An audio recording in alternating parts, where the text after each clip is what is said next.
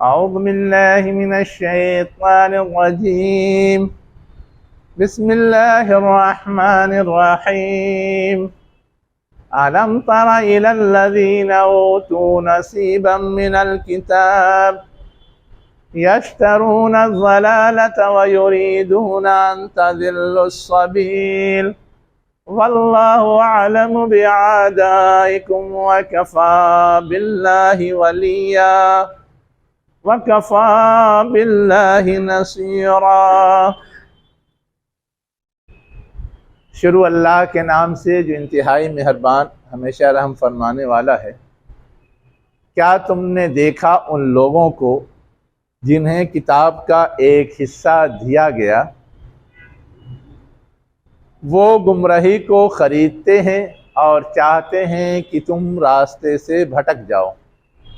اللہ زیادہ جاننے والا ہے تمہارے دشمنوں کو، اور اللہ کافی ہے سرپرست کی حیثیت سے اور کافی ہے مددگار کی حیثیت سے. اس میں جو سب سے پہلی بات سمجھنے کی ہے وہ یہ ہے کہ کہا گیا اوتو نصیبا من الکتاب، جنہیں کتاب میں سے ایک پارٹ دیا گیا ہے.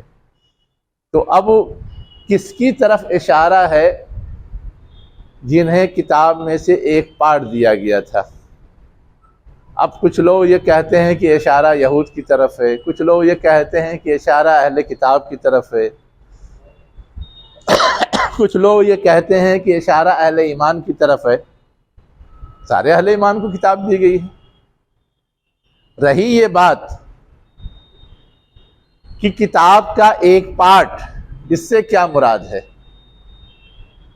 تو اب کوئی کہتا ہے اس سے مراد توریت ہے، لیکن دلیل دینا پڑے گا کہ توریت کتاب کا پارٹ ہے یا توریت تو پوری خود کتاب ہے، ایک مذہبی کتاب کی حیثیت سے ہم جانتے ہیں. کوئی کہتا ہے انجیل ہے، لیکن انجیل تو خود ایک پوری کتاب ہے، وہ ایک کسی کتاب کا پارٹ تو نہیں ہے وہ. لیکن اگر تھوڑا باریکی کے ساتھ گہرائی کے ساتھ غور کریں تو کہا جا سکتا ہے. کیسے کہا جا سکتا ہے؟ اصلاً کتاب اللہ کی دی ہوئی مکمل ہدایات کو کہتے ہیں، چاہے وہ لوح محفوظ میں لکھی گئی ہو یا نہیں لکھی گئی ہو. لیکن ان کتابوں کا معاملہ یہ ہے کہ ان کے اندر ساری باتیں اکٹھا نہیں. کیا ہے؟ ساری باتیں اکٹھا نہیں. توریت میں احکام ہے، انجیل میں صرف وعظ و نصیحت ہے، زبور میں صرف کیا کہتے ہیں دعائیں ہیں، مناجات ہیں. تو یہ تو پوری شریعت کا یا پورے دین کا یا اللہ کے پورے احکامات کے ایک پارٹ ہیں. تو جن کو بھی وہ دیا گیا ایک پارٹ دیا گیا، اسی لیے ان کو پابند بنایا گیا. کسی ایک چیز پر تمہیں عمل درآمد نہیں کرنا ہے. نصارہ کو پابند بنایا گیا کہ وہ احکامات کے معاملے میں توریت ہی کی پیروی کریں گے، وہ کرتے تھے، مانتے تھے. زبور داؤد علیہ السلام کو ملا تو ضرور، لیکن ان کو بھی پابند بنایا گیا کہ احکامات کے معاملے میں توریت کو پیروی کریں گے. چاہے زبور مل گیا، اس میں جو باتیں ہیں اسے بھی اپنانا ہے، لیکن احکامات، قانون، شریعت اس میں ہے، اسے فالو کرنا ہے. تو یہ جو بات کہی گئی وہ اس تناظر میں اپنی جگہ صحیح ہے کہ اگر اس انداز سے سوچیں تو یہ سب گویا اللہ کے مجموعی احکامات کا ایک پارٹ ہے. ہر ایک کو ان کے زمانے کے لحاظ سے جس چیز کی ضرورت تھی وہ دیا گیا. بعد میں یہ کہا گیا کہ آگے والے پیچھے والے کو فالو کریں. یہ اس امت کا شرف ہے کہ اس کو قرآن مجید دی گئی، اور قرآن مجید میں ہر چیز اکٹھا ہے. کیا مناجات، کیا دعا، کیا وعظ و نصیحت، اور کیا احکامات، کیا دلائل، کیا حجتیں، سب جمع ہے. تو اب قرآن آ جانے کے بعد وہ سب کے سب القط ہو گئے. اصولی طور پہ تو ماننے کے لیے کہا گیا، لیکن ان میں سے کسی چیز کا پابند نہیں بنایا گیا. تو ایک مفہوم تو یہ ہے جو بیان کیا جاتا ہے. دوسرا مفہوم یہ ہے کہ کتاب سے مراد دنیا میں بھیجی جانے والی کتاب نہیں ہے، بلکہ کتاب سے مراد اللہ نے جو کچھ بھی اپنے پلان اور منصوبے کے لحاظ سے طے کیا تھا اسے لکھ کر کے لوح محفوظ میں رکھ دیا تھا، اور وہاں جو کچھ بھی ہے اسی کے لحاظ سے یہ پورا سسٹم اور یہ سارا عمل درآمد چل رہا ہے۔ اسی عمل درآمد کا ایک پارٹ یہ ہے کہ جب ضرورت ہوئی تو توریت نازل کیا گیا، وہ اسی کتاب کا حصہ ہے جو لوح محفوظ کے اندر لکھا ہوا ہے، اسی پلان کا حصہ ہے۔ جب ضرورت ہوئی زبور نازل کیا گیا، جب ضرورت ہوئی انجیل نازل کیا گیا، اور جب ضرورت ہوئی قرآن نازل کیا گیا۔ یہ سب وہاں ایک کل ہیں، اور دنیا میں اپنے اپنے وقت کے لحاظ سے وہ ایک پارٹ کی شکل میں آئے۔ تو ایک مفہوم اس انداز سے بھی بیان کیا جاتا ہے۔ دونوں کے مفہوم کے سمجھنے کے بعد یہ بات سمجھ میں آتی ہے کہ کوئی بھی اختیار کرے نتیجے میں کوئی فرق پڑنے والا نہیں، نتیجے میں کوئی فرق پڑنے والا نہیں۔ لیکن اب اگلا جو سوال اٹھتا ہے وہ یہ اٹھتا ہے کہ یہ توجہ کیوں دلائی گئی؟ دیکھو ان لوگوں کو جن کو کتاب دی گئی، کتاب کا ایک پارٹ دیا گیا۔ توجہ صرف اس لیے دلائی جا رہی ہے جو اگلے جملے سے واضح ہے کہ کتاب تو دی گئی تھی ہدایت اور رہنمائی کے لیے، جس کو بھی دی گئی، جب دی گئی مقصود اس کا کیا تھا؟ ہدایت اور رہنمائی۔ لیکن اگر اس سے ہٹ کر کے اس سے ہدایت اور رہنمائی نہ حاصل کی جائے، اس کو چھوڑ دیا جائے، اس کو نظر انداز کیا جائے، اور ہدایت کے بجائے ضلالت اور گمراہی کو ترجیح دیا جائے، تو اس سے بڑا بیوقوف کون ہوگا، یا اس سے بڑا شرارتی اور بدمعاش کون ہوگا؟ کہ ایک چیز اس کو دی جا رہی ہے اس مقصد سے، ہمیں اگر تنخواہ ملتی ہے یا کوئی تعاون ملتا ہے، کوئی مدد ملتی ہے اپنی ضرورت پوری کرنے کے لیے، ہم اس سے ضرورت پوری نہیں کرتے اور گندگی کھانے کی طرف بڑھ جاتے ہیں۔ ہمیں حلال چیزیں عطا کی گئی، ہم حلال چیز یوز نہیں کر رہے ہیں اور حرام چیزوں کو اپنا رہے ہیں، اختیار کر رہے ہیں، تو اس سے بڑی شرارت یا اس سے بڑی بیوقوفی کوئی ہوگی؟ وہی سمجھایا جا رہا ہے کہ ان کو تو دی گئی کتاب ہدایت اور رہنمائی کے لیے، اور یہ خریدتے ہیں ضلالت اور گمراہی، اور اس ہدایت نامے کو چھوڑ دیا، اس ہدایت نامے کو نظر انداز کر دیا۔ یہ تو ایک بات ہوئی۔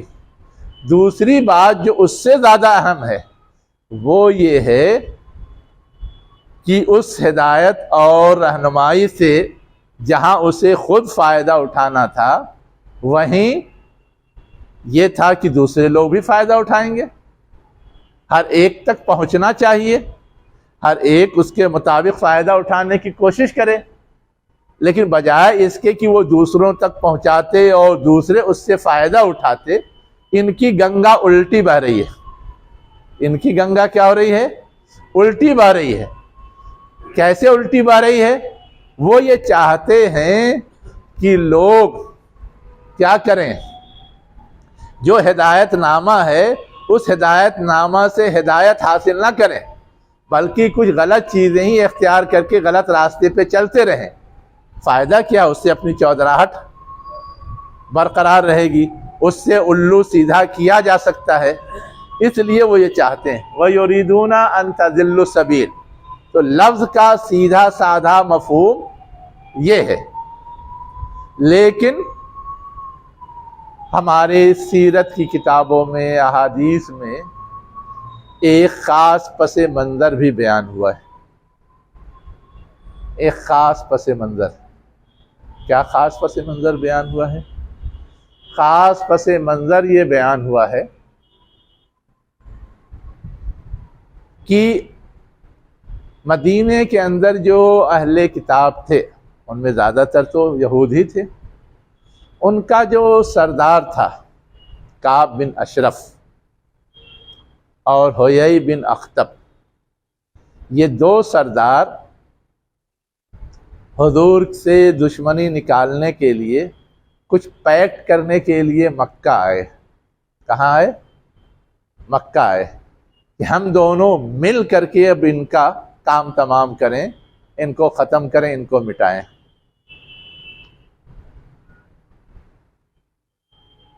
اور اس موقع سے بات چیت کی تو مکہ کے چاہے کافر تھے چاہے مشرک تھے، یہ جانتے تھے کہ اہل کتاب کی تاریخ دھوکے باز کی ہے۔ کس کی ہے؟ دھوکے باز کی ہے۔ تو کہا کہ آپ لوگ تو ہمیشہ لوگوں کو دھوکہ دیتے رہے ہیں، تو آج جو یہ پیشکش کر رہے ہیں کہ ہم دونوں مل کر کے مقابلہ کریں، ہم آپ کا تعاون کریں گے، آپ ہمارا تعاون کیجئے، تو اس کو ہم مان کیسے لیں؟ اس کے لیے کوئی دلیل چاہیے یا کوئی عہد معاہدہ اور یقین دہانی چاہیے۔ تو یہ ہوا کہ ٹھیک ہے، ہم تیار ہیں اس کے لیے۔ تو اب یقین دہانی کے لیے نوٹ تو نہیں چاہا جاتا، پیسہ تو نہیں چاہا جاتا، کچھ ایسی چیز چاہی جاتی ہے کہ لگے کہ ہم دونوں ایک ہیں۔ اس کے لیے سرداران مکہ نے مطالبہ کیا کہ اگر آپ سچے ہیں، ہمارے ساتھ دینے کے لیے واقعی تیار ہیں، تو آپ ہمارے ان بتوں کو جن کو ہم پوجتے ہیں اس کو سجدہ کیجئے، پتہ چلے گا کہ آپ بھی اسی فکر اور اسی بات کے علم بردار ہیں۔ تو ان بدمعاشوں نے سجدہ کیا۔ ایک بات تو یہ ہے۔ دوسری بات یہ ہے کہ ان لوگوں نے کہا کہ ہم جس دین کے ماننے والے ہیں وہ ابراہیم کا دین ہے، آپ کے بھی جد امجد وہ ہیں، اور اس کے ماننے کی وجہ سے ہم یہ پورا ایک حج کا پورا انتظام دیکھتے ہیں اور لوگوں کی امداد کرتے ہیں اور رہنے سہنے پینے پلانے کا سارا انتظام کرتے ہیں، تو ہم تو ہیں اپنے باپ دادا کے دین پر۔ محمد اس کو ریجیکٹ کرتا ہے، کہتا ہے نہیں تم لوگ غلط ہو، میں جو کہہ رہا ہوں وہ صحیح ہے۔ تو اب یہ بتائیے کہ محمد بے دین ہے یا نہیں؟ تو وہ لوگ جان رہے تھے کہ محمد نبی برحق ہے، اس کے باوجود کہا نہیں آپ لوگ سچے ہیں، محمد جھوٹا ہے، محمد بے دین ہو گیا ہے۔ محمد کیا ہو گیا ہے؟ بے دین ہو گیا ہے۔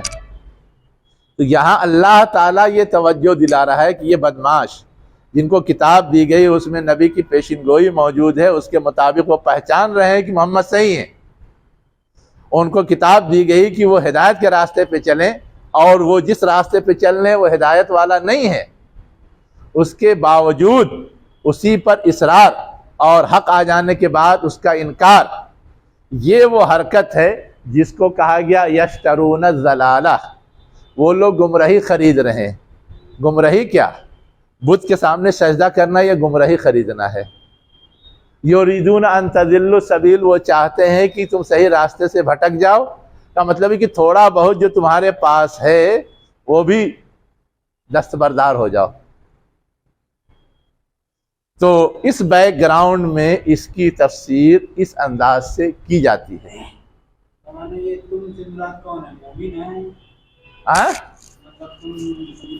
ہاں یہاں ان تضلوا السبیل میں اہل ایمان بھی ہو سکتے ہیں، جیسے حضور کو کہا کہ وہ گمراہ ہے، بے دین ہے، سابی ہو گئے ہیں۔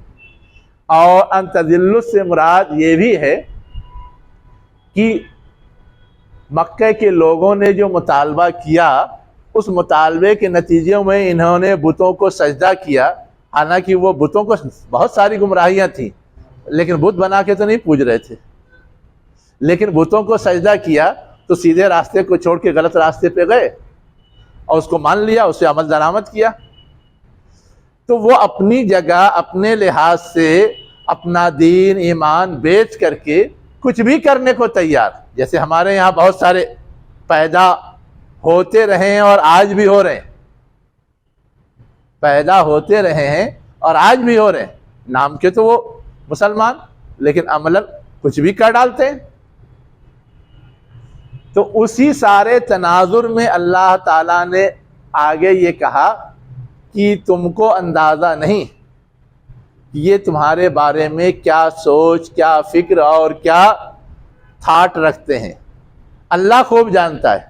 واللہ عالم باعدائکم، دیکھیے اگر یریدونا میں فاعل اگر مانیں گے ہم الذین اوتوا نصیبا من الکتاب، اہل کتاب کو یا ان کے سرداروں کو، تب تو ان تضلوا السبیل سے مراد اہل مکہ بھی ہو سکتے ہیں، ہے نا، اور اہل ایمان بھی ہو سکتے ہیں، دونوں کے بارے میں وہ چاہتے تھے اہل کتاب۔ ہاں ہاں ہاں تو آلریڈی راستے سے بھٹکے ہوئے ہیں. کون اہل مکہ ہیں بھٹکے ہوئے، لیکن لوگوں کو اپنے نظریات پر اور اپنے فکر پر جھکانا لوگوں کو بھٹکانا تو ہے نا. لوگوں کو اپنی فکر اور اپنے تھاٹس پہ کھینچ کے لانا، لوگوں کو ان کے اپنے تھاٹ سے پیچھے ڈھکیل دینا، یہ تو بھٹکانا ہے نا. مکہ والے بھٹکے ہوئے ہیں. ہاں دو یہودی گئے ان کو بھٹکانے کے لیے. ہاں ہاں تو جب وہ بھٹکے ہوئے تو اب کیا بھٹکیں گے؟ ہاں وہ دونوں یہودی بھٹکانے کے لیے نہیں گئے تھے، وہ دونوں یہودی تو اپنا مفاد پورا کرنے کے لیے ان کو تیار کرنے گئے تھے، ہے نا. حالانکہ وہ جانتے تھے کہ یہ بھی بھٹکے ہوئے ہیں، لیکن اپنا مفاد حاصل کرنے کے لیے تیار کرنے کے لیے گئے تھے. اب اس تیاری میں سمجھوتے میں یہ نوبت آ گئی کہ ہم اپنا پروف پیش کریں، اور پروف پیش کرنے کے لیے ایسی حرکت کرنی تھی جو بھٹکنے جیسی ہے. وہ حرکت کی انہوں نے، وہ بھٹکے نا، وہ بھٹکے یہودی بھٹکے. تو وہی تو کہہ رہا ہوں کہ اگر اس کا فاعل ہم اہل مکہ کو مانیں گے تو ان تضلوا السبیل سے مراد یہودی ہوں گے، لیکن یریدونا کا فاعل اگر ہم اہل کتاب کو مانیں گے تو ان تضلوا السبیل سے مراد اہل ایمان بھی ہو. ہاں دونوں جگہ دونوں فٹ ہو رہے ہیں. دونوں جگہ دونوں فٹ ہو سکتے ہیں. اسی لیے یہاں چونکہ فاعل ظاہر نہیں ہے تو لوگوں نے دونوں رائے قائم کی ہے، بس اتنی سی بات ہے. یہ ان کو بھٹکا رہے ہیں، وہ ان کو بھٹکا رہے ہیں، سب اپنا اپنا الو سیدھا کرنا چاہ رہے ہیں. جیسے ہوتا ہے نا بہت ساری پارٹیوں میں پیکٹ ہو رہا ہے نا، اپنا الو سیدھا کرنے کے لیے. پتا چلا کہ وہ ایک دوسرے کو بھٹکا رہے ہیں. اب شیو سینا اور بی جے پی کا پیکٹ تھا، لیکن دونوں اپنا مفاد نکالنا چاہتے تھے، ہے نا. دونوں پیچھے ڈھکیل کر کے خود آگے آنا چاہتے تھے. وہی تو لڑائی ہے جو آج ٹوٹ گئی. وہی لڑائی ہمارے بہار میں تھی، بی جے پی اور جے ڈی یو میں، نتیش کی پارٹی میں. پہلے دونوں ایک دوسرے کو کھینچ کر کے دھکا دے کر کے اپنا کام نکالنا چاہ رہے تھے. جب گاڑی اٹکی تو ریجیکٹ کر کے تیسرے سے گٹھ جوڑ ہو گیا. تو یہ سب کھیل تو چلتا رہتا ہے. ہاں تو یہاں پر اللہ تعالیٰ کہہ رہا ہے کہ یہ لوگ جو کچھ بھی کھیل کھیل رہے ہیں اللہ خوب جانتا ہے، سب تمہاری دشمنی میں کر رہے ہیں.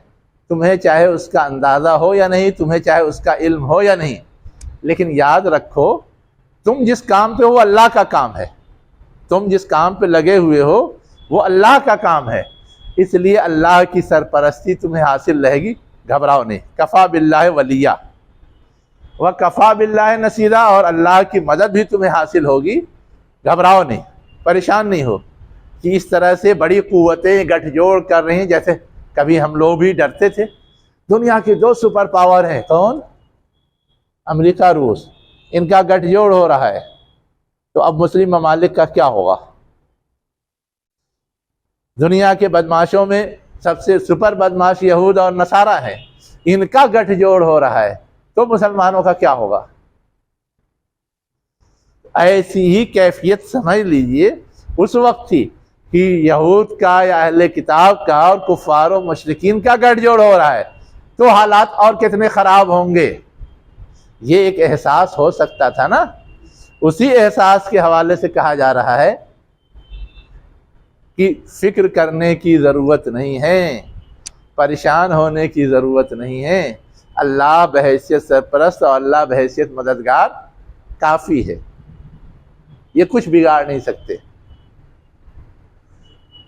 اب اس کے بعد کیا کہا جا رہا ہے؟ من الذین ہادو، ان لوگوں میں سے جو یہودی ہو گئے ہیں. کچھ لوگ ایسے ہیں یحرفون الکلم عن مواضعہ، جو کلموں میں تحریف کرتے ہیں ان کی جگہوں سے، یا کلموں کو ہٹا دیتے ہیں ان کی جگہوں سے. حرف مانے کنارہ پڑھا ہے نا، یحرفون مانے کنارے ڈال دینا، تحریف کرنا کا مطلب، یعنی جو چیز جہاں پر ہے وہاں سے اٹھا کے کنارے ڈال دیں گے. اب وہاں خالی ہوئی جگہ کچھ بھی دوسری چیز ڈال دی جاتی ہے، اسی کو تو تحریف بولتے ہیں. اسی حرف سے بنا ہوا ہے. اب حرف میں ایک حرف بھی بدلیں تو بھی معنی بدل جاتا ہے، ایک پورا لفظ بھی بدلیں جو حرف کا مجموعہ ہوتا ہے تو بھی معنی بدل جاتا ہے. تو وہ ہر شکل پہ یہ چسپاں ہوتا ہے.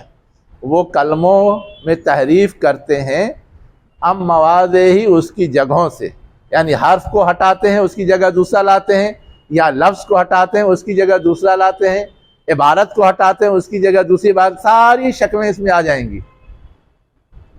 اب کیسے کرتے تھے یہ تو ایک اصولی اور تھیوریٹیکل بات بتا دی گئی. عملاً یہ کیسے ہوتا تھا؟ عملاً یہ کیسے ہوتا تھا؟ تو اسی عملاً کو آگے بتایا جا رہا ہے. وَيَقُولُونَ، اور وہ کہتے ہیں، سَمِعْنَا وَعَصَيْنَا، ہم نے سنا اور نافرمانی کی. اصل میں تو یہ ہے کہ رسول جب اللہ کا نمائندہ ہے تو وہ جو کچھ کہے اسے سنیں اور اس کی اطاعت کریں. لیکن اب اطاعت کو اڑا کر کے کیا کہتے تھے؟ اسینا، چینج کیا. کیا کیا؟ چینج کیا. ایک شکل یہ تھی. آگے ایک جملہ اور لکھا ہوا ہے، وَاسْمَعْ غَيْرَ مُسْمَعٍ، اور سنو سننے کی جگہ کے علاوہ. کیا مطلب ہوگا؟ یعنی سنو ایسا سننا کہ گویا نہیں سنا. اب اگر ہم کوئی چیز کسی کو سمجھا رہے ہیں، وہ بیچ بیچ میں کہتا رہے جی جی جی، تو ہم سمجھتے ہیں کہ ہاں سن رہا ہے اور سمجھ رہا ہے نا. اور اگر وہ ہم کسی کو سمجھا رہے ہیں، وہ جی جی بھی نہیں بول رہا ہے، ہماری طرف دیکھ بھی نہیں رہا ہے، وہ نیچے سر جھکائے ہوئے ہے، یا دائیں دیکھ رہا ہے یا بائیں دیکھ رہا ہے، تو ہم کیا سمجھتے ہیں؟ بظاہر تو وہ بیٹھا ہے، میری آواز تو جا رہی ہے، وہ سن رہا ہے. ہم پوچھیں گے تو کیا دے گا؟ ہاں ہاں سن رہے ہیں. لیکن عملاً مظاہرہ کیا ہو رہا ہے؟ گویا کہ نہیں سن رہے ہیں. تو مجلسوں میں حضور کی بیٹھتے تھے تو اس طرح کی حرکت بھی ان کی ہوتی تھی. اور اسی یحرفون الکلمہ عن مواضعہ کی ایک تیسری شکل یہاں ہے، وَرَائِنَا لَيًّم بِأَلْسِنَتِهِ، اور وہ رائنا کہتے ہیں لیم، موڑتے ہوئے یا ٹیڑھا کرتے ہوئے اپنی زبانوں کو. یعنی سیدھے سادھے انداز میں رائنا کہنے کے بجائے کھینچ دیتے تھے، رائنا. اب کھینچ دینے سے مطلب بدل جاتا تھا. رائنا کا مطلب تو ہے کہ ہماری رعایت کیجیے. رعایت لفظ جو ہم لوگ اردو میں بولتے ہیں، ہمارا لحاظ رکھیے. لیکن اگر اسی میں عین کے بعد تھوڑا کھینچ دیا جائے یہ کہ آواز پیدا ہو تو اس کا معنی بدل جاتا ہے. چرواہا، رائنا ہمارے چرواہے. تو اب حضور کو اور اس انداز سے خطاب کیا جائے یا کہا جائے یا سمجھا جائے، یہ شرارت تھی. اس کے معنی اور مفہوم کو بدلنا تھا، بس تھوڑا سا زبان کو کھینچ کر کے یا مڑوڑ کر کے یا موڑ کر کے. تو اس طرح کی حرکتیں وہ کرتے تھے. احادیث میں تو یہاں تک آتا ہے کہ ایک موقع سے جب یہود نے یہ کہا تو کسی کو غصہ آ گیا اور کہا کہ اللہ کے رسول اجازت دیجئے تو ہم ان کی خبر لیں. اللہ کے رسول نے کہا نہیں اس کی ضرورت نہیں. کہا کیوں؟ آپ کی شان میں یہ گستاخی کر رہے ہیں اور ہم ان کو چھوڑ دیں؟ اللہ کے رسول نے کہا ہماری شان میں گستاخی کوئی بھی کرے گا، میری شان میں کوئی فرق پڑنے والا نہیں ہے. میری شان جو اللہ تعالیٰ نے بنائی ہے وہ ہمیشہ وہی رہے گی. کوئی گستاخی کر کے یہ سمجھ لے کہ میں رسول نہیں رہوں گا تو یہ ممکن ہے. لیکن کرنے والا خود ذلیل ہو جائے گا. کرنے والا خود ذلیل ہو جائے گا. کیسے؟ کوئی اگر سورج پہ تھوکے، سورج پہ تو تھوک پہنچے گی نہیں اس کی، اور نہ سورج کی روشنی پہ اس سے کوئی فرق پڑے گا، لیکن یہ عین ممکن ہے کہ پھونکے اور وہ تھوک خود اس کے اوپر آ جائے، لوٹ آئے، پلٹ آئے، یا اسی کے اوپر وہ پڑ جائے، تو اب اس کی تو خود اپنی رسوائی ہو گئی نا۔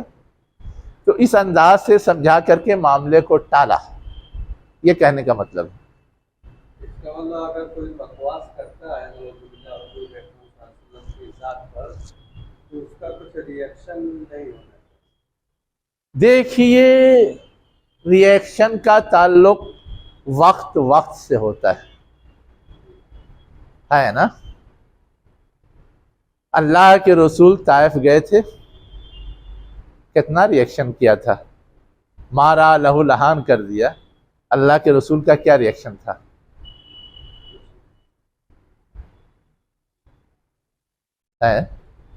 لیکن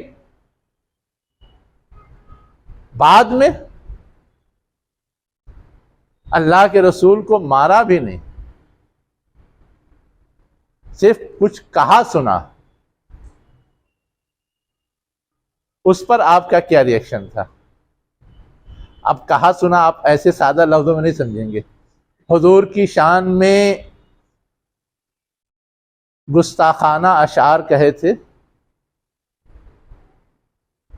بعض شعراء نے، جس کے جواب میں حسان بن ثابت نے اشعار کہے، لیکن جو فہرست ہے فتح مکہ کے موقع کی ان 19 یا 17 کے علاوہ سب کے لیے معافی ہے، اور ان 17 یا 19 کو جہاں پا جاؤ گردن اڑا دو، چاہے وہ خانہ کعبہ کے غلاف میں چھپے ہوئے ملے۔ اس فہرست میں ایسے شعراء کے نام ہیں یا نہیں، ذرا دیکھیے۔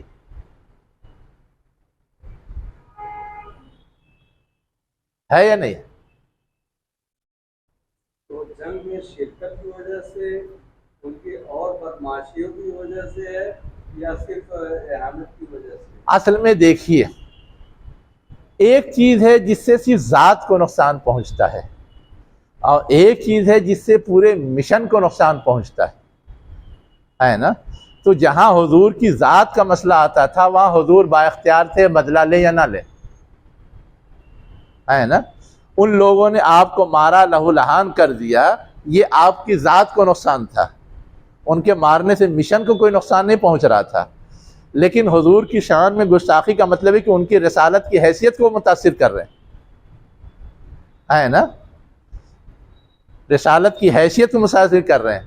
اور یہ جو شان میں گستاخی کرنے والے تھے یہ سب سمجھ رہے تھے کہ واقعتاً حضور حضور ہیں، حضور رسول ہیں، لیکن وہاں جو لوگ مارنے والے تھے ابھی حضور کی حیثیت کو پہچانا نہیں تھا، حضور پہلی بار گئے تھے، ہے نا، اور آپ نے سمجھانے کی کوشش کی تھی، ان کی سمجھ میں نہیں آیا، تو خود انہوں نے کوئی حرکت نہیں کی تھی جن کو آپ نے سمجھایا تھا، بلکہ ان لوگوں نے تو سر پھرے نوجوانوں کو لگا دیا تھا جن کو کچھ بھی نہیں معلوم کہ محمد کون ہے۔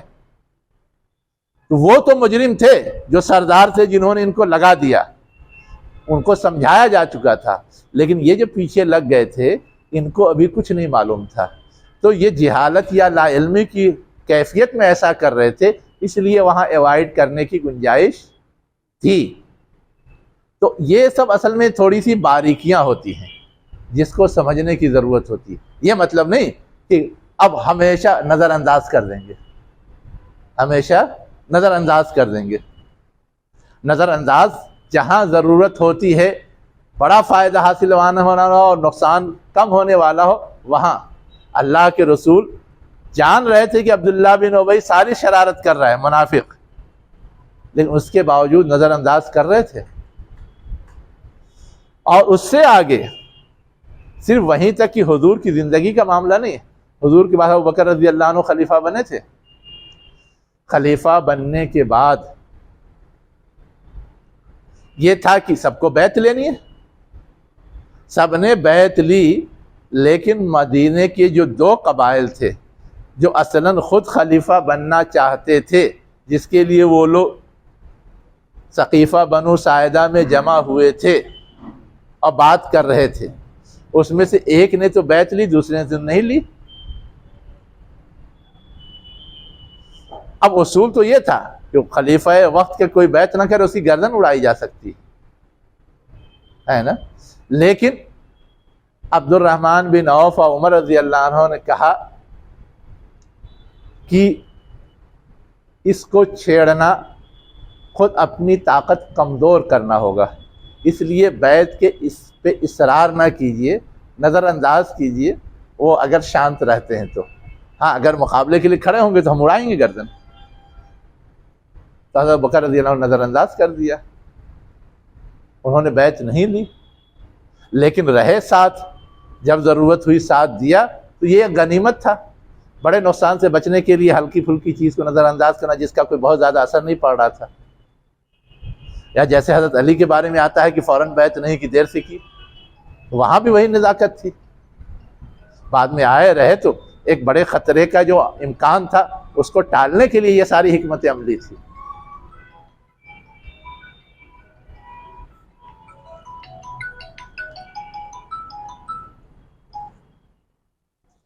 بات ہو رہی تھی لیم بألسنتہم پر، وطعناً فی الدین، اور دین کے معاملے میں تانا۔ دین کے معاملے تانا مطلب کہ باپ دادا کا چھوڑ دیا، نیا ایجاد کر دیا۔ وَلَوْ أَنَّهُمْ قَالُوا، اب آگے یہ کہا جا رہا ہے کہ ان کا طرز عمل تو یہ ہے، لیکن ہونا کچھ اور چاہیے تھا۔ اب وہ کیا ہونا چاہیے تھا؟ اور اگر وہ کہتے سمعنا و اطعنا، ہم نے سنا اور اطاعت کی، واسمع وانظرنا، سنو اور ہماری طرف توجہ دو یا ہمیں دیکھو، لکان خیر لہم، تو یہ چیز ان کے لیے بہتر ہوتا، واقوم، اور سیدھا ہوتا۔ یہ بات اصلاً یہ بتانے کے لیے کہ صحیح طرز عمل کیا تھا۔ آج تو انہوں نے غلط اختیار کر لیا، لیکن آئندہ کے لوگ سمجھ جائیں کہ صحیح طرز عمل یہ ہے اور اس کا صحیح جواب یہ ہے، تاکہ وہ کم سے کم گڑبڑ نہ کریں۔ اب آگے ان کے بارے میں فیصلہ کیا ہے وہ اصل سمجھنے کی چیز ہے۔ ان کے بارے میں فیصلہ کیا ہے؟ وَلَٰكِن لَعَنَهُمُ اللَّهُ بِكُفْرِهِمْ فَلَا يُؤْمِنُونَ إِلَّا قَلِيلًا، لیکن اللہ کی ان پر ان کے کفر کی وجہ سے لعنت ہو چکی ہے، پس وہ ایمان نہیں لائیں گے مگر تھوڑا۔ اب تھوڑا کا مطلب یہ ہے کہ کچھ لوگ لائیں گے، اور تھوڑا کا مطلب یہ بھی ہو سکتا ہے کہ بہت معمولی احساس کسی کے اندر جاگ جائے تو جاگ جائے، یہ سچے پکے مومن نہیں بن سکتے، اتنے بگڑے ہوئے ہیں، اتنے بگڑے ہوئے ہیں، یہ بھی مفہوم ہو سکتا ہے۔ یہاں پر دو باتیں ابھی خاص طور سے سمجھنے کی ہے کہ ایک تو یہ بات ہے کہ اللہ تعالی کی نافرمانی کسی نے کی تو اس کو اللہ تعالی سزا دے گا، جہنم میں ڈال دے گا، اس لیے کہ قیامت کے دن تو فیصلہ ہونا ہے اور وہ دارالجزا ہے۔ لیکن یہاں اللہ تعالیٰ اعلان کر رہا ہے کہ لعنت ہو چکی، یعنی سزا دنیا ہی میں ان پر طے ہو چکی، لاگو ہو چکی۔ اللہ کی لعنت ہونے، لعنت کا مطلب یہ ہوتا ہے کہ ان کو جو کچھ بھی اللہ کی طرف سے سہولت، فیض رسانی، رحمت حاصل تھی، اب وہ اس سے محروم کیے جا رہے ہیں۔ اللہ کے غضب، غصے کے جو نتائج اور اثرات ہوتے ہیں وہ ان پر ظاہر ہوں گے، یہی چیز لعنت ہوتی ہے۔ اب انہیں اللہ کا قرب اور اللہ کا انعام حاصل ہونے والا نہیں ہے، تو گویا ان کو سزا اسی دنیا میں دے دی گئی، یہ مطلب نکل رہا ہے۔ اب اگر یہ مطلب ہے تو یہ بات آسانی سے سمجھ میں آئے گی، اس لیے کہ جب تک یہ ڈکلیئر نہیں کیا گیا تھا، یہ امکان تھا آج نہیں کل سدھر کر کے ایمان لے آئیں گے، کل نہیں پرسوں سدھر کر کے ایمان لے آئیں گے، پرسوں نہیں نرسوں سدھر کر کے ایمان لے آئیں گے۔ سارے لوگ تو پہلے دن نہیں ایمان لائے تھے حضور پر، کوئی 1 سال بعد، کوئی 2 سال بعد، کوئی 5 سال بعد، کوئی 10 سال بعد ایمان لایا، اور بعد میں بھی بہت سارے لوگ ایمان لائے، جب یہ بات کہی گئی اس کے بعد بھی لائے، ہے نا. لیکن جن کے حوالے سے یہ بات کہی جا رہی ہے، جو پیک کرنے والے تھے، جو لیڈران تھے، جو کیا کہتے ہیں چودھری تھے، ان میں سے کوئی ایمان نہیں لایا. لیڈر ٹائپ کے، قائد ٹائپ کے، ان میں سے کوئی ایمان نہیں لایا. کہیں گے کہ ابو سفیان تو لایا تھا؟ نہیں کہیں گے. لیکن اس ڈیل کے بعد ابو سفیان تھا یا کوئی اور تھا؟ یہ اصل سوال ہے. اس ڈیل کے وقت ابو سفیان نہیں تھا. بہرحال ایک بات تو یہ کہی گئی جو سمجھنے کی تھی کہ لعنت کا مفہوم کیا ہے، اور لعنت والی سزا کا تعلق قیامت کے دن سے نہیں ہے، اسی دنیا سے ہے. گویا بعض غلطیاں، بعض گناہ، بعض شرارتیں ایسی ہیں کہ اللہ اس کے لیے قیامت کا انتظار نہیں کرے گا، دنیا میں ہی اس کا چکتا کر دے گا، اور کرتا ہے. یہ مطلب ہے سیدھا سادہ جو اس سے نکلتا ہے. تو جس چیز کے حوالے سے لعنت کی بات کہی گئی ہے، اس چیز کے حوالے سے یہ چیز سمجھنے کی ہے. اب یہاں پر تو جو لوگ کی دین دھرم چینج کر رہے تھے، شرک و بت پرستی کو چودراہٹ کے چکر میں اختیار کر رہے تھے، ان کے بارے میں لعنت کی بات کہی گئی ہے. لیکن قرآن میں تو دوسری جگہوں پہ اور بھی حوالے سے لعنت کی بات آئی ہے، اور احادیث میں بھی آئی ہے. اللہ کی لعنت کس پر، اللہ کی لعنت کس پر، اللہ کی لعنت کس پر. زانی کے بارے میں آئی ہے اللہ کی لعنت، سود خور کے بارے میں آئی ہے اللہ کی لعنت، شرابی کے بارے میں آئی ہے اللہ کی لعنت. اور جو لوگ کی اللہ کی بنائی ہوئی بناوٹ، تخلیق جو ہے، اس کے اندر چینج کرتے ہیں، یہ ابرو ترشواتے ہیں،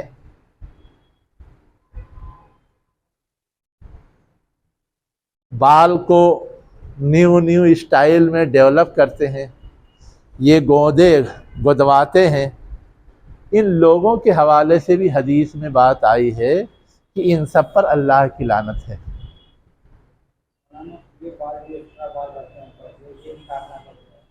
کون سا؟ بھاؤں نیچے والے بال کو نہیں بولتے، ہاں بھاؤں اس کو بولتے ہیں.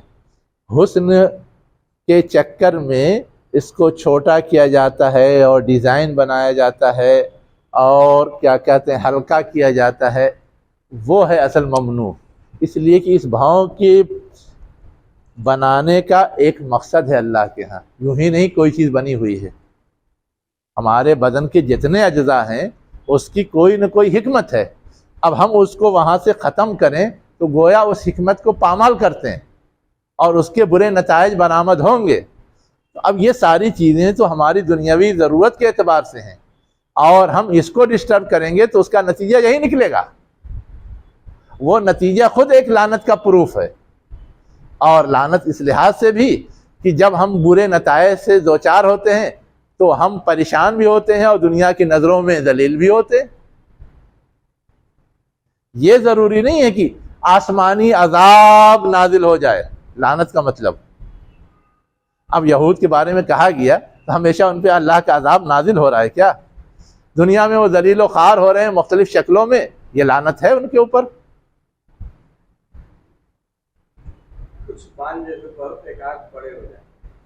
ہاں ارے بہت کہا گیا نا، بہت زیادہ سوال نہیں کرنا چاہیے. تو اگر ایک آنکھ بڑے ہو گئے تو برابر کرنے کے لیے تو کر ہی سکتے ہیں. اس کا فائدہ کیا ہے؟ اس کا فائدہ کیا ہے؟ اب یہ تو جو سائنس کے طالب علم ہیں وہ بتائیں گے، میں کیا جانوں. نہیں، دعویٰ تو آپ پیش کیے.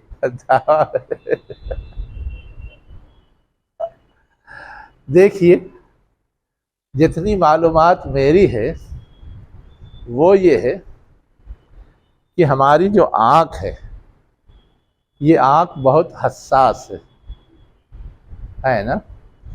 حساس اور نازک کا مطلب یہ ہے کہ ہمارے اس چمڑے پہ لاکھ دھول پڑ جائے کوئی اثر نہیں پڑتا، ہم دھل لیتے ہیں صاف ہو جاتا ہے، اس کا کوئی نتیجہ بہت دیر سے ظاہر ہوتا ہے، کئی دنوں تک ہم دھلے نہیں، گندے رہے، نہائے نہیں، تو ہمارا جلد خراب ہونے لگتی ہے، زخم ہونے لگتا ہے، نوچنی ہونے لگتی ہے، کچھ بھی ہوتا ہے۔ لیکن آنکھ میں ذرا سی دھول پڑ جائے،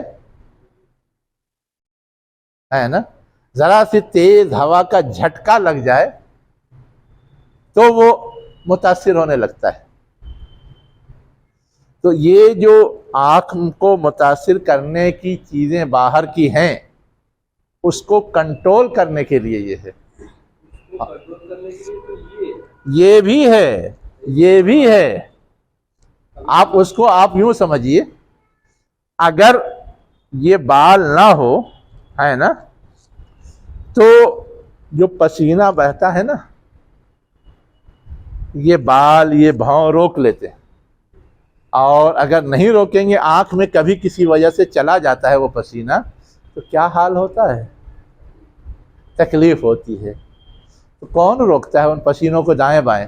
یہ پسینہ بہہ کر کے ادھر سے گرتا ہے، ادھر سے گرتا ہے، لیکن یہ جتنی دور میں ہے اتنی دور سے نہیں ٹپکتا۔ اب اتنی باریکی سے سمجھیے تب سمجھ میں آئے گا۔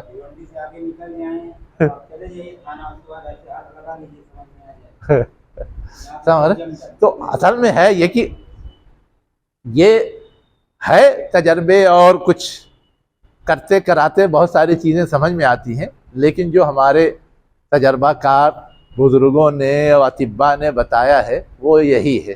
ہو سکتا ہے اور بھی کوئی پہلو ہو جہاں ہماری نظر نہ گئی ہو، لیکن اتنی بات تو سمجھ میں آتی ہے۔ ٹھیک ہے، اب اس کے بعد کیا کہا جا رہا ہے؟ یا ایھا الذین اوتوا الکتاب، اے وہ لوگوں جو کتاب دیے ہوئے ہو، یعنی جنہیں کتاب دی گئی ہے۔ آمنو لکھ دیا ہے آپ نے تو، یہ آمنو ہے، ایمان لاؤ بما نزلنا، اس پر جو ہم نے نازل کیا، یعنی قرآن پر، مصدقا لما معکم، جو تصدیق کرنے والی ہے اس کی جو تمہارے پاس ہے، یعنی پہلے سے جو مذہبی کتاب ہے اس میں جو تعلیمات ہیں اس کی تصدیق کرنے والی ہے۔ من قبل ان نطمس وجوہا، اس سے پہلے کہ ہم چہروں کو مٹا دیں یا برابر کر دیں۔ طمس مانے مٹانا بھی ہوتا ہے، طمس مانے برابر کرنا بھی ہوتا ہے۔ فَنَرُدَّهَا عَلَىٰ أَدْبَارِهَا، پس ہم اسے لوٹا دیں اس کی پشتوں پر۔ یہ لفظی معنی ہے۔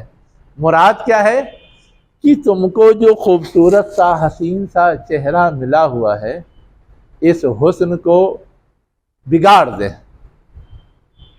اب اگر ہماری حسن کو بگاڑ دیا جائے، ہماری شخصیت مجروح ہوگی یا نہیں ہوگی؟ بگاڑنے کی آسان شکل یہ ہے کہ اس کو ایک طرح سے برابر کر دیا جائے، جیسے پچھلا حصہ برابر ہے یا پیٹھ برابر ہے یا یہ حصہ برابر ہے، ویسے ہی کر دیا جائے۔ تو برابر کرنے کے نتیجے میں ہوگا کیا؟ ایک تو اس چہرے کے ذریعے جو کام ہے وہ کام رک جائے گا، آنکھ سے ہم دیکھتے ہیں، ناک سے سانس لیتے ہیں، منہ سے بولتے ہیں، سب بند۔ ایک تو یہ ہوگا۔ دوسرا یہ ہوگا کہ ہماری شخصیت کی پہچان اصلاً چہرے سے ہے، اسی لیے فوٹو مانگا جاتا ہے کسی کو بھی پہچاننے کے لیے۔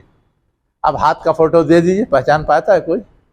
اب پیر کا فوٹو دے دیجئے، پہچان پاتا ہے کوئی؟ آپ اتنے کے نیچے کا فوٹو بدن کھول کے دے دیجئے، پہچان پائے گا کوئی؟ لیکن چہرے کی بناوٹ ایسی ہے کہ یہ ایک شناخت ہے شخصیت کی، تو اگر اس کو برابر کر دیا جائے تو گویا اس کی شناخت ختم۔ تو اصلاً ان ساری چیزوں کی طرف اشارہ ہے کہ اگر ہم مٹا دیں یا برابر کر دیں چہروں کو، تو یہ چیز گویا ہمارے لیے ایک طرح سے بھدی، ناقابل برداشت اور نقصان دہ ہوگی۔ کب؟ اسی دنیا میں، من قبل ان، قیامت کے دن نہیں، اسی دنیا میں۔ وہ خوب سمجھ رہے تھے جن کو یہ کہا جا رہا تھا اس لیے کہ ان کو تو بندر بنایا جا چکا تھا نا. اہل کتاب ہی کو کہا جا رہا ہے نا, ان کی تاریخ میں یہ ریکارڈ تو موجود ہے کہ انہوں نے شراکت کی تو ان کو بندر بنا دیا گیا, ان کو سور بنا دیا گیا. اب یہ ایک الگ مسئلہ ہے کہ ہمارے علماء اختلاف کرتے ہیں کہ حقیقتاً یا مزاجن, لیکن جس طرح بھی بنایا گیا چینج تو کیا گیا نا دنیا میں بطور سزا. تو ان کو خوب سمجھ میں آ رہا تھا کہ جب پوری جنس ہی بدل سکتا ہے اللہ تعالیٰ, تو صرف چہرے کو سپاٹ بنانا کون مشکل کام ہے. تو ان کو تو اصلاً تنبیہ اور دھمکی تھی کہ تم یہ مت سمجھو کہ کچھ بھی کرو گے تو کرتے چلے جاؤ گے اور کوئی روک ٹوک نہیں ہے اور کوئی گرفت ہونے والے نہیں ہے, ہے نا.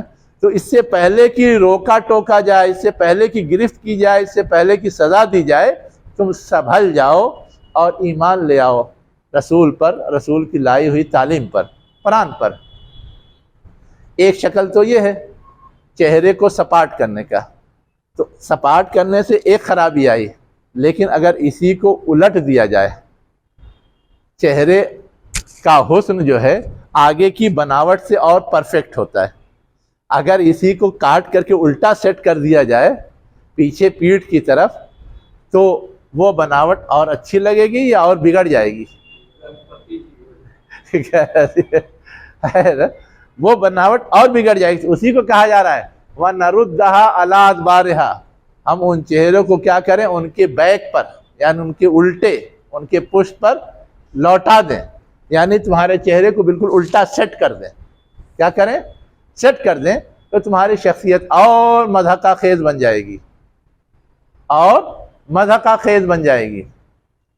اور آگے کیا کہہ رہا ہے اللہ تعالیٰ, او نلعنہم کما لعنا اصحاب السبت, سنا بھی دیا, یا ہم تم پہ لعنت بھیج دیں جیسے کہ ہم نے لعنت کی ہے اصحاب سبت پر, سنیچر والوں پر. سبت سنیچر کے دن کو بولتے ہیں, اور وہ قصہ پیچھے گزر چکا ہے سورہ بقرہ کے اندر. اصحاب سبت کون تھے اور کیا ان کے ساتھ ہوا اور کیا ان پہ لعنت آئی. تو ان کے پاس ایک تاریخی مثال موجود تھی, اس لیے ان کو سمجھنا کچھ بہت مشکل نہیں تھا کہ اللہ کی لعنت کیسے آتی ہے اور چینج کیسے ہوتا ہے. وَكَانَ أَمْرُ اللَّهِ مَفْعُولًا, اور ایسا بھی نہیں ہے کہ یہ صرف دھمکی ہے گیدڑ بھبکی, بلکہ یہ اللہ کا فیصلہ ہے, اللہ کا حکم ہے, وہ ہو کے رہتا ہے. ایسا نہیں کہ ہوگا کہ نہیں ہوگا, کاہے کو اس سے ڈرے. کوئی اگر بہت پاورفل آدمی کچھ ڈراتا دھمکاتا نہیں ہے, عام آدمی کوئی ڈراتا دھمکاتا ہے تو ہم سمجھتے ہیں اس کی حیثیت کیا بگاڑ لے گا, بول رہا ہے پاگل والی بات, کچھ ہونے والا نہیں, نظر انداز کر دیتے ہیں. کہہ رہا ہے کہ یہ آئرے غیرے کا فیصلہ نہیں ہے یا حکم نہیں, یہ اللہ کا ہے, وہ تو ہر قیمت پہ ہو کے رہے گا, یہ جان لو. اس لیے سنبھلنے کا چانس ہے, موقع ہے. اس کے بعد آگے اللہ تعالیٰ اور بتا رہا ہے, یاد رکھو کہ جس مرد میں تم مبتلا ہو, جس کا مظاہرہ کیا ہے بتوں کو سجدہ کر کے, وہ شرک ہے نا. اور یہ شرک ایسی بیماری ہے کہ یہ کسی قیمت پہ معاف ہونے والی نہیں ہے جب تک کہ ایمان نہ لے آؤ. اور دوسری بہت ساری خرابیوں کے معاملے میں تو کہا جا سکتا ہے کہ معاف ہو جائے گا. اہل ایمان کو بہت ساری چیزوں کے حوالے سے کہا گیا ہے, کفارہ دے دو, سزا بھگت لو, معاف ہو جاتا ہے, توبہ کر لو, لیکن ان کے لیے گنجائش نہیں ہے. اللہ نہیں بخشتا کہ اس کے ساتھ شریک کیا جائے. وَيَغْفِرُ مَا دُونَ ذَلِكَ, اور شرک کے علاوہ جتنی چیزیں وہ بخش سکتا ہے, اس کے اختیار میں ہے. لیکن اختیار کے ساتھ ساتھ ایک لفظ لکھا ہوا ہے, وہ خاص طور سے غور کیجئے, لِمَن يَشَاءُ. ہاں, وہ بھی بالکل آزادانہ نہیں ہے کہ ہر ایک یہ سوچ لے کہ ہاں بخشی دیا جائے گا. جس کے لیے چاہے گا بخشے گا, جس کے لیے چاہے گا نہیں بخشے گا. اب اللہ تعالیٰ چاہے گا کس کے لیے؟ جس نے توبہ کی ہو, جس نے اپنے آپ کو سدھارا ہو, جس نے اس کے لیے کچھ بدل نیک اعمال کیے ہوں, تو ان چیزوں کی وجہ سے اللہ تعالیٰ پردہ ڈال دے گا. یہ تو ہے اعلان اللہ کا, لیکن کچھ بھی نہ کرے بس اللہ تعالیٰ معاف کر دے گا اسی امید میں جیتا رہے جیسے جیتے ہیں جاہل لوگ. ایسی صورت میں معافی کی گارنٹی نہیں ہے.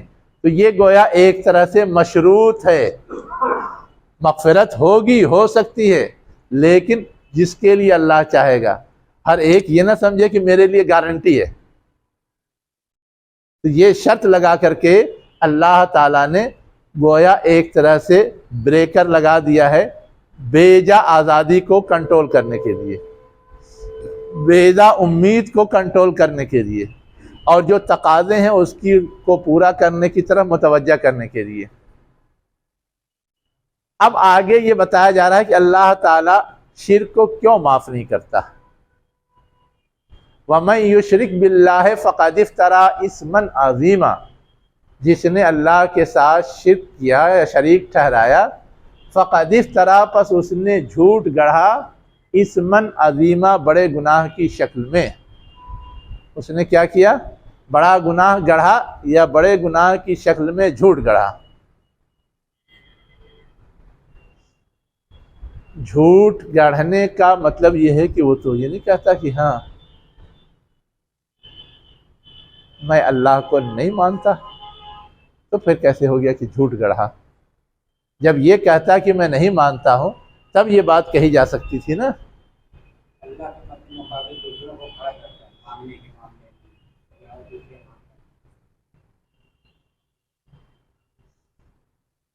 اصل میں ہے یہ کہ اللہ کا مد مقابل تو ہے ہی نہیں کوئی اس کائنات میں۔ ہم شریک ٹھہراتے ہیں تو گویا اللہ کا مد مقابل بناتے ہیں، تو یہ حقیقت کے خلاف ہے، اور جھوٹ کہتے اسی کو ہیں، جھوٹ کہتے اسی کو ہیں۔ تو جب یہ حقیقت کے خلاف ہے تو وہ جھوٹ ہو گیا، لیکن یہ چیز جس نے اپنائی گویا اس کو بنانے والا یا گڑھنے والا وہ ہوا۔ اس لیے کہا جا رہا ہے کہ جو شریک ٹھہراتا ہے، اللہ کا مد مقابل ٹھہراتا ہے، وہ گویا ایک خلاف حقیقت چیز ڈیولپ کرتا ہے، ایک خلاف حقیقت چیز لوگوں کے سامنے لاتا ہے۔ تو یہ ایسا سنگین جرم ہے جس جرم کو بخشا نہیں جا سکتا۔ حقیقت پہ مبنی کوئی چیز ہو یا جھول جھال ہو تو اسے نظر انداز کیا جا سکتا ہے، لیکن حقیقت کے 100% خلاف ہو تو اسے نہیں نظر انداز کیا جا سکتا۔ اب اس کے بعد اگلی آیت میں ان کی ایک دوسری کمزوری کی طرف توجہ دلائی جا رہی ہے، جس کی وجہ سے لوگ اور ڈھیٹ ہو جاتے ہیں۔ کیا ہو جاتے ہیں؟ ڈھیٹ۔ کیا کہا جا رہا ہے؟ کیا تم نے ان لوگوں کو دیکھا یزکون انفسہم، جو اپنے آپ کو پاک ٹھہراتے ہیں؟ کیا کرتے ہیں؟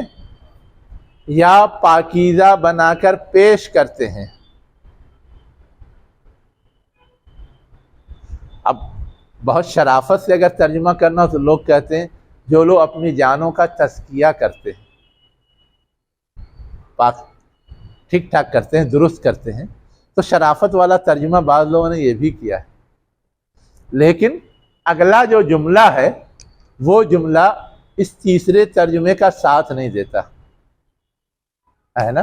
اس لیے زیادہ بہتر جو پہلا ترجمہ ہے، اپنے آپ کو پاک ٹھہراتے ہیں یا پاک صاف بنتے ہیں، وہ ترجمہ زیادہ صحیح ہے۔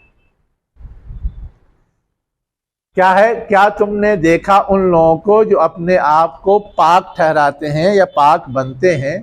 بل اللہ یزکی من یشاء، بلکہ اللہ ہے جو لوگوں کو پاک بناتا ہے جسے چاہتا ہے۔ ولا یظلمون فتیلا، اور ان کے ساتھ تھوڑا بھی ظلم نہیں کیا جائے گا۔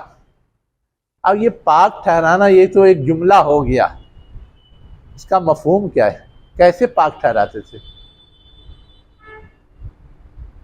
ظاہری وضاحت سے اپنے کو باتیں بہت نیک، بہت پاک، بہت اچھا۔ ظاہری وضع قطع سے اپنے آپ کو شو کرتے ہیں کہ میں نیک آدمی ہوں، اور اندر سے انتہائی گندے۔ تو اندر کا حال تو کسی نے نہیں دیکھا ہے، تو یہ الزام تو سب پہ لگایا جا سکتا ہے، مجھ پہ بھی لگایا جا سکتا ہے، آپ پہ بھی لگایا جا سکتا ہے۔ کس نے کس کا اندرون دیکھا ہے؟ تو اس مفہوم میں تو بات اٹک جائے گی۔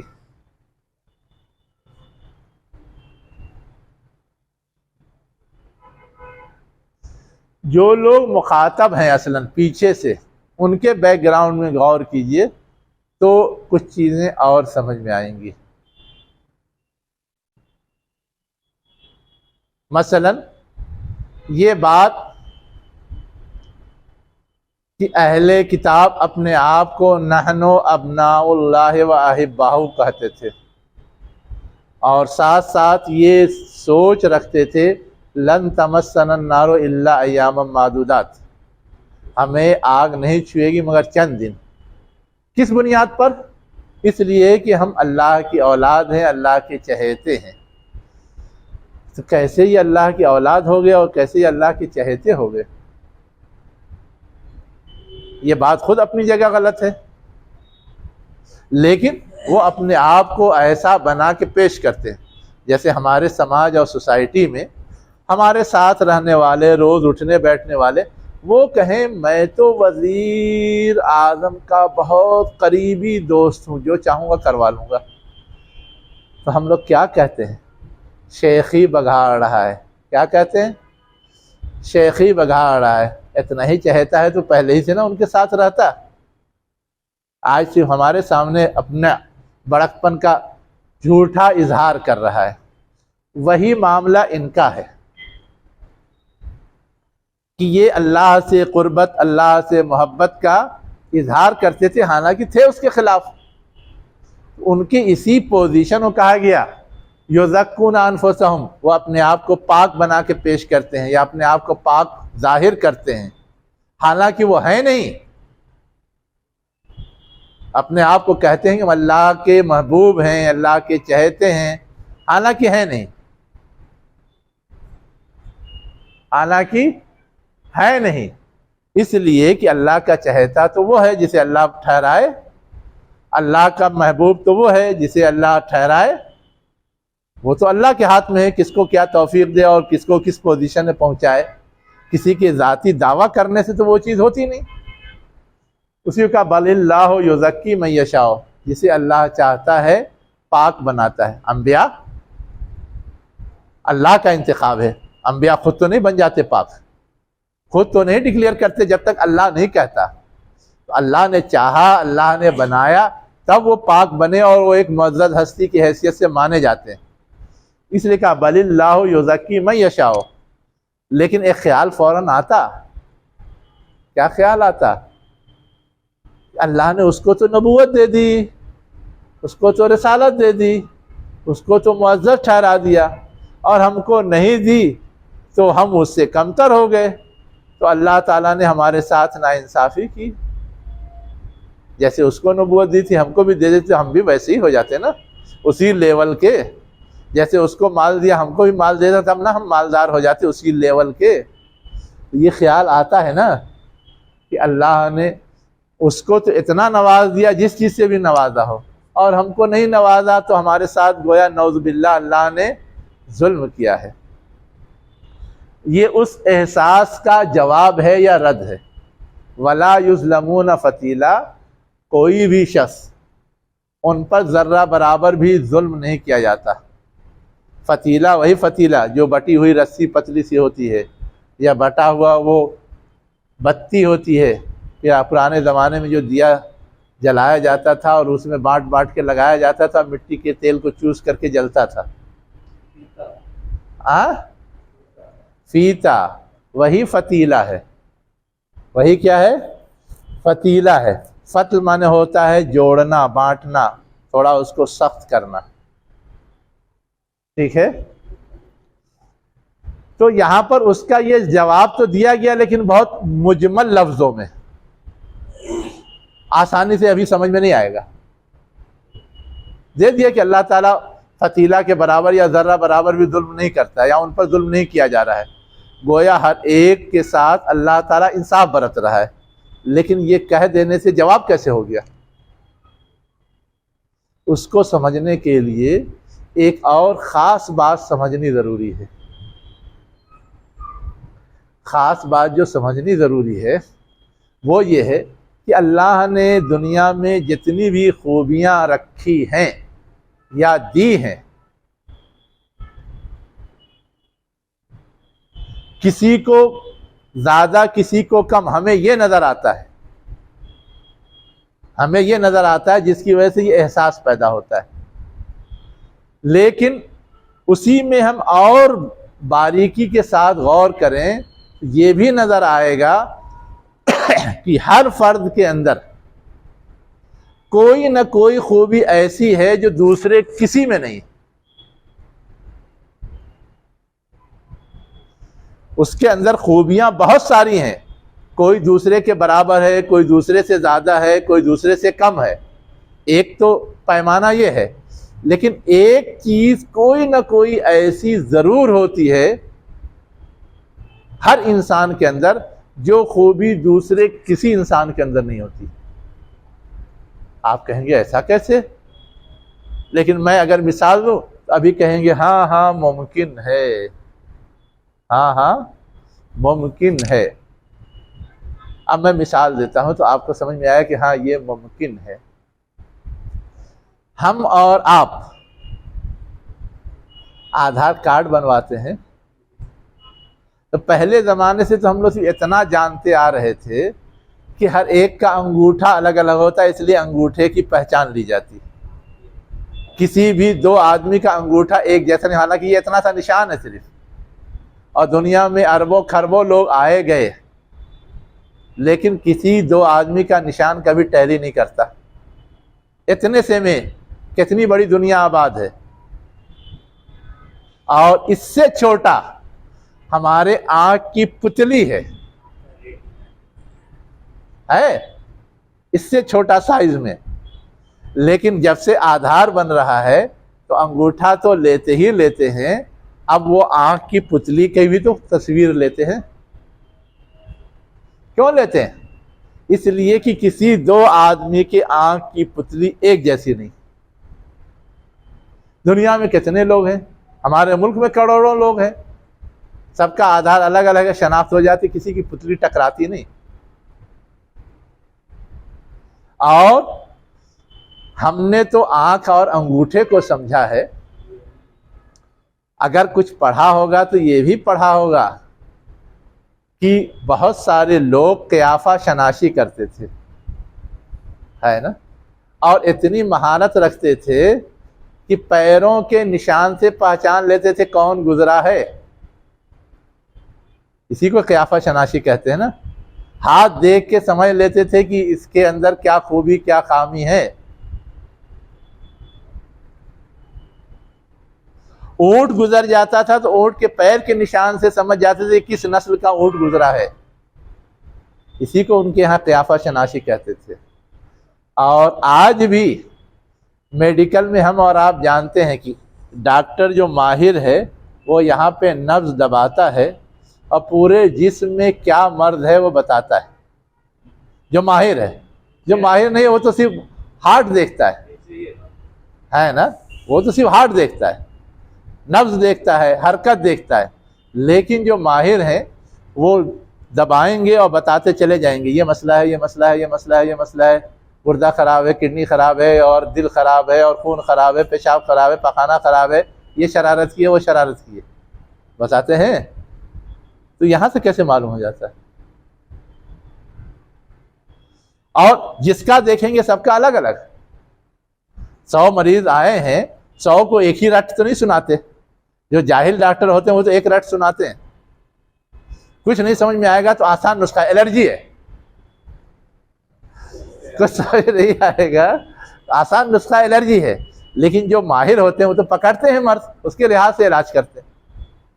میں جو بات سمجھانا چاہ رہا تھا کہ ابھی سائنس نے اتنی ہی ترقی کی ہے، ابھی ایک وقت ایسا بھی آنے والا ہے جب کہ انسان کے بدن کے جتنے اجزاء ہیں یا اس کائنات کے چیزوں میں جتنی چیزیں ہیں، ہر چیز اپنی جگہ منفرد ہے، اس جیسی کوئی چیز اس کائنات میں نہیں ہے، وہ بھی ہمارے سامنے آئے گا۔ ابھی تو دھیرے دھیرے بعض چیزوں کے بارے میں آیا ہے نا، تو ویسے ہی ہر انسان کے اندر کوئی نہ کوئی منفرد خوبی ہوتی ہے، بعض کی خوبی ابھر جاتی ہے اور اس کے نتائج سامنے آ جاتے ہیں تو وہ مہان بن جاتا ہے، وہ کیا ہوتا ہے؟ مہان بن جاتا ہے۔ بعض کی خوبی نہیں ابھرتی تو وہ مہان نہیں بنتا، جیسے تیسے زندگی گزار کے چلا جاتا ہے، جیسے تیسے زندگی گزار کے چلا جاتا ہے۔ تو اگر حقیقت یہ ہے جس کے یہ شواہد اور دلائل ہیں تو پھر یہ سمجھنا مشکل نہیں ہے کہ اللہ نے سب کو دیا ہے، سب کی انفرادیت رکھی ہے، اور سب کو جو 19-20 دیا ہے اس انفرادیت کے اندر توازن پیدا کرنے کے لیے اور اعتدال پیدا کرنے کے لیے وہ اتار چڑھاؤ رکھا ہے۔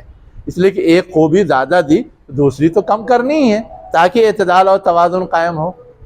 تو یہ چیز تو ظلم میں نہیں آتا، یہ چیز ظلم میں نہیں آتا۔ تو اگر اس حقیقت کو سمجھ جائیں تو فوراً یہ سمجھ میں آ جائے گا وَلَا يُظْلَمُونَ فَتِيلًا کیوں اللہ تعالیٰ نے ڈکلیئر کیا۔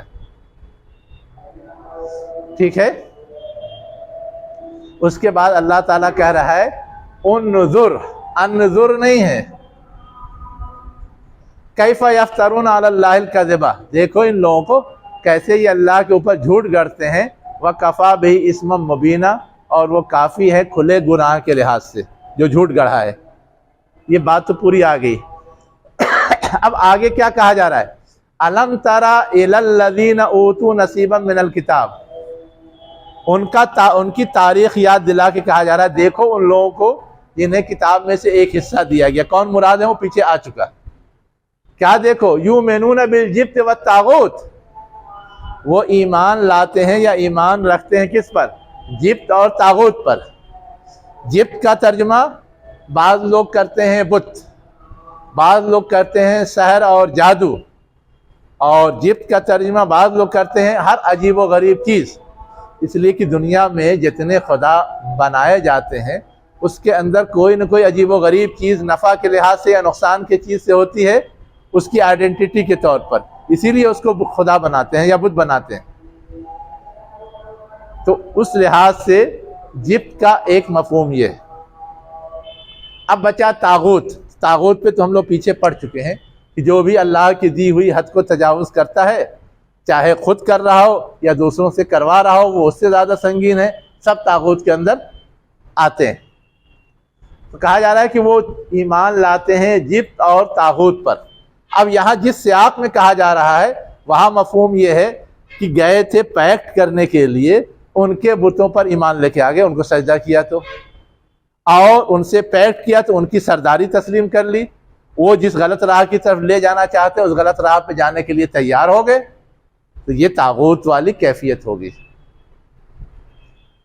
وَيَقُولُونَ لِلَّذِينَ كَفَرُوا، اور کہتے ہیں ان لوگوں سے جنہوں نے کفر کیا، یعنی یہ اہل کتاب یہود کس سے کہتے ہیں؟ مشرکین مکہ سے کہتے ہیں، هَؤُلَاءِ أَهْدَىٰ مِنَ الَّذِينَ آمَنُوا سَبِيلًا، کہ یہ لوگ یعنی یہ کفار اور مشرکین یہ کیا ہیں؟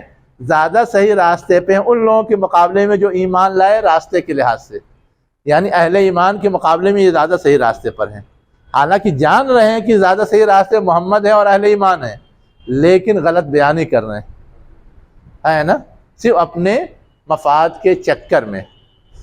تو اب اس کے بعد ان کے اس حرکت کو بیان کرنے کے بعد ڈکلیئر کر دیا گیا اولئک الذین لعنہم اللہ، یہی وہ لوگ ہیں جن پہ اللہ نے لعنت کی، وَمَن يَلْعَنِ اللَّهُ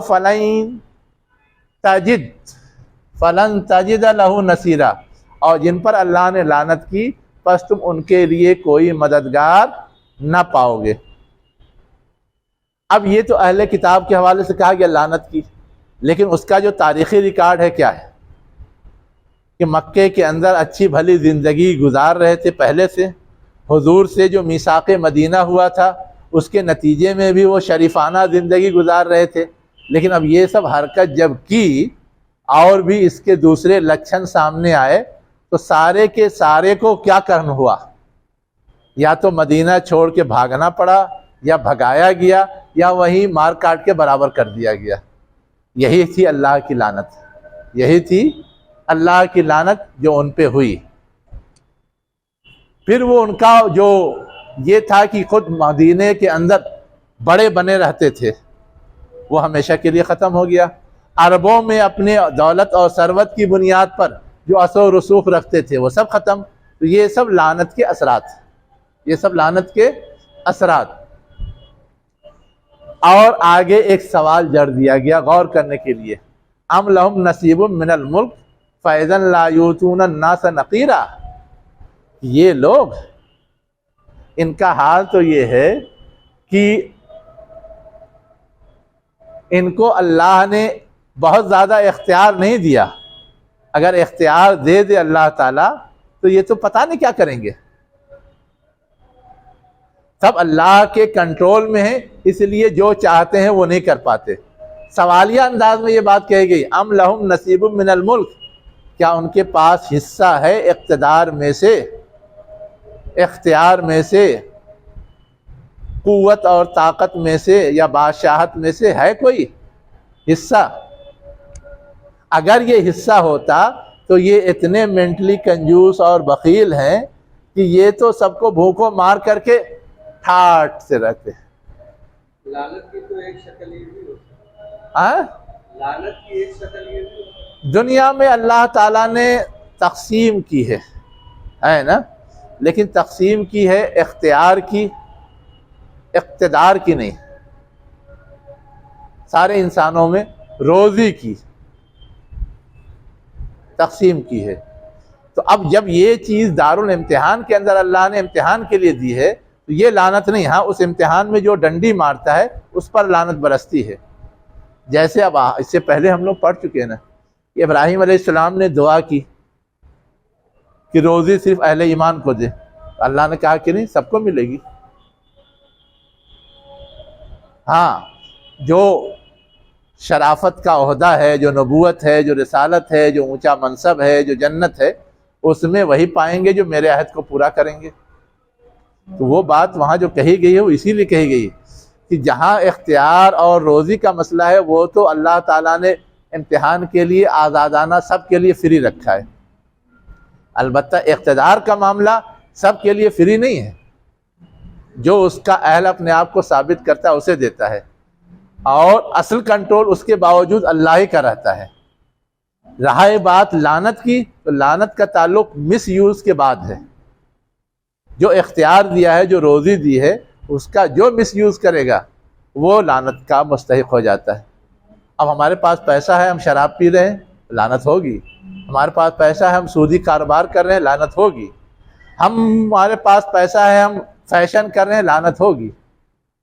وہ مس یوز پر ہے، صرف ہونے پر نہیں ہے۔ جو کرے گا، جو نہیں کرے گا وہ محفوظ رہتا ہے۔ تو یہاں یہ کہا جا رہا ہے کہ کیا تمہیں کوئی اقتدار کا حصہ حاصل ہے کہ تم جو چاہو کر لو؟ ایسا نہیں ہے۔ اگر ایسا ہوتا تو تم تو کسی کو ایک دانہ اور ایک ٹکڑا اور ایک رسی یا ایک دھاگا برابر، نقیر کہتے ہیں دھاگے کو، دھاگا برابر بھی کوئی چیز نہ دیتے۔ یہ تو اللہ کی تقسیم ہے کہ ہر بندے کو اس کے لیے ضرورت کی چیز مہیا ہو رہی ہے۔ اب یہ بات کہی کیوں گئی؟ اس لیے کہ اصلاً لڑائی تھی اقتدار کی۔ یہودی چاہتے تھے مدینے میں ہمارا جیسے سے پہلے سے بول بالا ہے ویسے رہے، محمد آ گئے ہیں تو اب اس کے لیے خطرہ ہے۔ مکے کے کفار و مشرکین کی جو سرداران تھے وہ یہ چاہتے تھے کہ ہمارا اقتدار رہے، محمد آ گئے ہیں تو خطرہ ہے۔ تو اسی تناظر میں یہ بات کہی گئی ہے کہ اللہ تعالیٰ نے جو تم کو تھوڑا سا دیا ہے اس پر یہ سب ہے، اللہ تعالیٰ پورا دے دیتا تو پتہ نہیں کیا کرتے، تم تو سب کو محروم کر دیتے، صرف اپنے چکر میں رہتے، صرف اپنے چکر میں رہتے، جو بنیا ذہنیت ہوتی ہے۔ تو یہ چیز اللہ تعالیٰ نے کی نہیں ہے، اس لیے تمہاری چاہت پوری ہونے والی نہیں ہے، وہ خواہش ممکنات میں سے نہیں ہے، یہ خوب قاعدے سے سمجھ لو۔ وآخر دعوانا ان الحمد للہ رب العالمین۔ یہ آیت